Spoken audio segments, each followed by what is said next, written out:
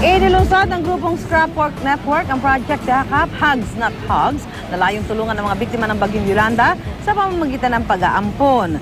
Binuksan nila ang isang Facebook page na nagsisilbing linya ng komunikasyon sa mga gustong mag-adapt ng mga pamilya o individual na nangangailangan ng tulong.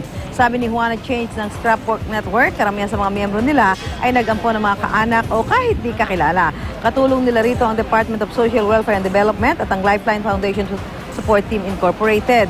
Kwento ni Patricia Tan mula rin sa grupo, pansamantala lang ito at nakadepende sa kakayahan ng gustong umampo ng itatagal ng kasunduan. Pwedeng 1 linggo o umabot ng 1 hanggang 6 na buwan. Samantala, pangungunahan ni running priest na si Father Robert Reyes ang Run and Walk to Overcome sa darating na linggo sa Quezon City para makapangalap ng donasyon para pa rin sa mga nasalanta. Wala pa rin nadagdag sa bilang ng NDRRMC sa mga namatay sa Bagyong Yolanda. Sa huling tala nila, nasa 4,000 at 11 pa rin ang patay. Tumaas naman ng kaunti ang bilang ng sugatan at nasa mahigit 1,600 na ran pa rin ang nawawala. Itinanggi naman ni NDRRMC Undersecretary Eduardo Del Rosario na inihinto nila ang pagbibilang ng mga patay. Wala raw silang dahilan para gawin ito. Kapag may isinumiti raw na report ng mga field officer nila, ay agad nilang i-update ang tala ng casualties.